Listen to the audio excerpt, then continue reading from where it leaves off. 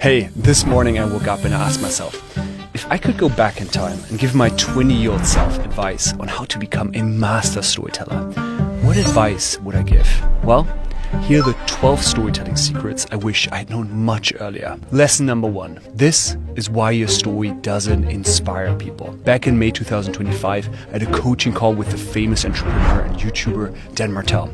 And early on into the call, I said, Dan, I watched your keynote. It's amazing, right? Beautiful. You're a wonderful speaker. But when you mentioned your teenage years, the part about the drugs and crime, well, you just skipped right past it. Why? He said, you know what? Because it always gets emotional. And so I asked, well, Dan, what's your number one goal with your business? And he said, well, to inspire millions to live a better life. And I said, then why are you being selfish? He looked a little bit confused at me. And I told him, when you skip over the dark parts of your life, you make it harder for people to see themselves in your story. Sure, your success impresses them, but your struggle is what changes them. Once I told him, he's like, oh, yeah, I don't like it, but you're right. Which brings me to the first lesson. Share your rock bottom. Don't be afraid to revisit the pain, the failure, the dark night of the soul. Because that story that scares you, that is usually the one story that people need to hear the most. Lesson number 2. Now, if you start your stories like this, you're fucked. Now, this summer I ran a storytelling workshop for this big tech company in Amsterdam. And early on, in one of the exercises, one of the guys stands up to share his story. 10 seconds in, he's talking about his job title. 30 seconds in, where he grew up. Then 60 seconds in, past responsibilities. At 93 seconds, he finally got into the story. I looked around. Pretty much everyone in the room had mentally left the building. And the crazy thing is, once he went into his story, it wasn't even that bad. After he finished his story, I pulled him aside and I said, I actually loved your story. It was so honest, so vulnerable, so inspiring. Such a shame that you lost everyone before you even started. I said that with a grin, not to tear him down, but to help him grow. After that, he laughed and asked the right question. Okay, so how should I start? Now here's what I told him. Start as close to the challenge as possible. Drop us right into the moment before things go wrong. The meeting, the phone call, the silence in the room. Don't waste time warming up your audience. Wake them up instead. Because the faster you reach the tension, the faster your story grabs people. Lesson number 3. Now, imagine you're watching a war movie. Now, it opens with a big helicopter shot all the way from the top. You see the battlefield from above. You see the tanks rolling forwards. You see smoke in the distance. It looks cool for about 3 seconds. But then you're like, okay, this is nice, but bring me in. I want to feel the action. And that's when the camera zooms in. Now you're into the trenches. Bombs exploding everywhere. Mud flying. You see the fear in the soldiers' eyes. In case you're wondering, how on earth does that relate to storytelling? Well, when most people tell their story, they stay in that helicopter view. They say things like, well, I faced a big challenge, or I wanted to improve the customer experience. That's so high level, so vague, so forgettable. Great storytellers don't do that. They zoom into the moment. They take us into one specific scene. They share the exact words of that frustrated client. They share the look on your face at 2 in the morning, and they share the doubts that are running through your head. The good news is, you don't need to be a poet to do that. All you have to do is relive the moment. And then just describe what was happening, like you're back in it. So think of that moment and then picture it clearly in your mind and just ask yourself, where am I? What am I doing? What am I thinking? What am I feeling? What am I hearing? And whatever comes up, those are the details that you want to include in your story. So don't just hover across the ground, but drop us into the moment. Lesson number 4.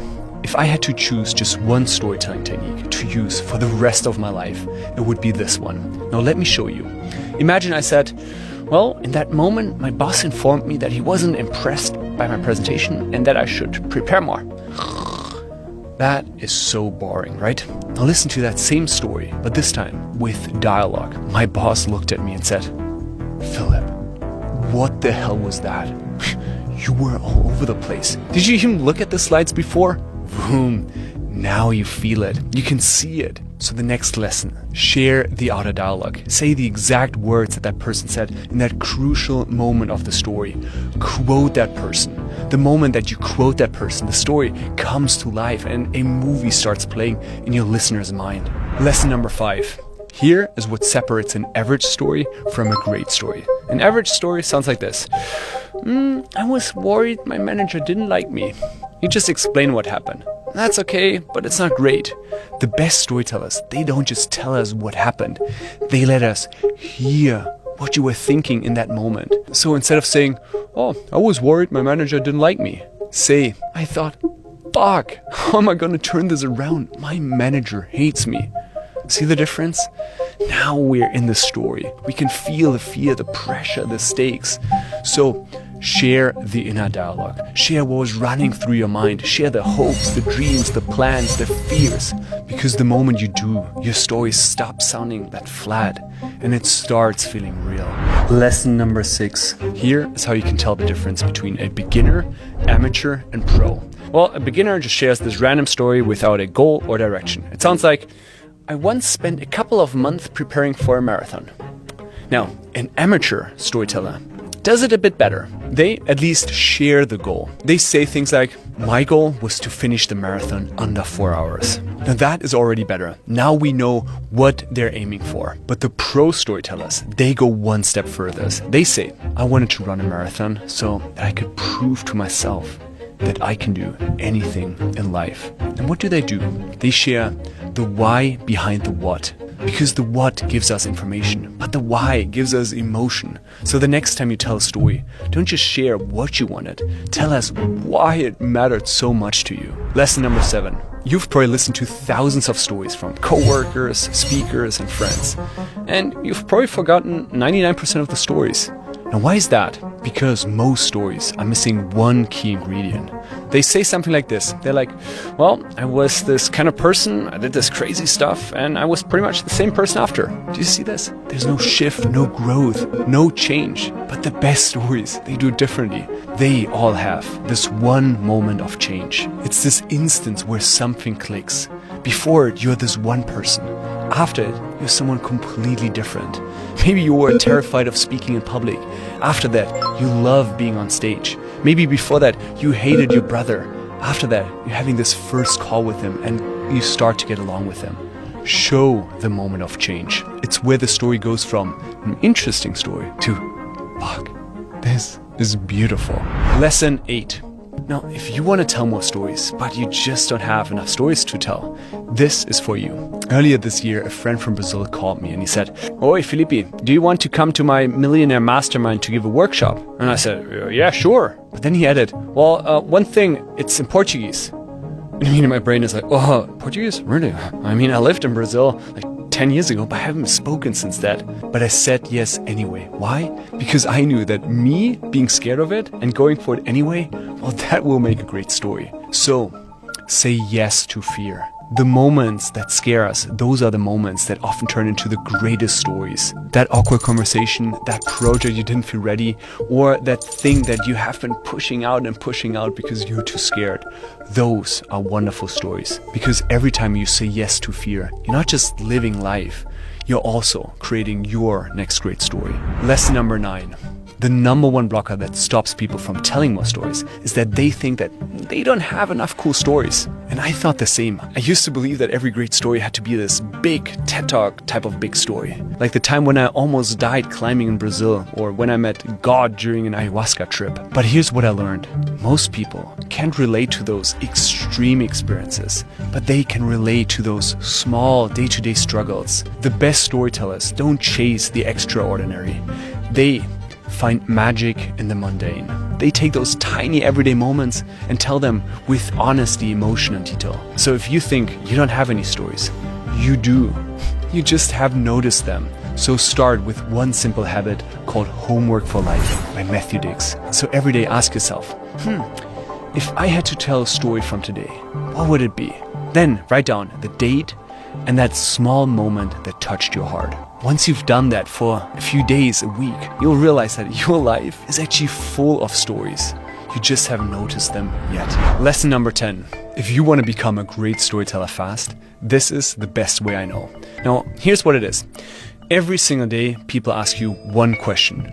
How are you? Now, how do most people respond? They're like, good, yeah, busy, nothing special. No, just to be clear, there's nothing wrong with that. But it's a missed opportunity, because great storytellers, they don't wait for the perfect stage or that big speech to tell a story. They use every moment to practice. Make your life the arena. So next time someone asks you, how are you? Well, tell that tiny story. Now, it doesn't have to be this epic story.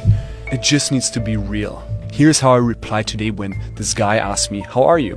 I said, I'm good. I just wrapped up my longest video ever. 90 minutes. I'm exhausted. My voice is gone. And honestly, I'm a mix of terrified and excited to finally put it out there. What about you? When was the last time you finished something that was a little bit bigger?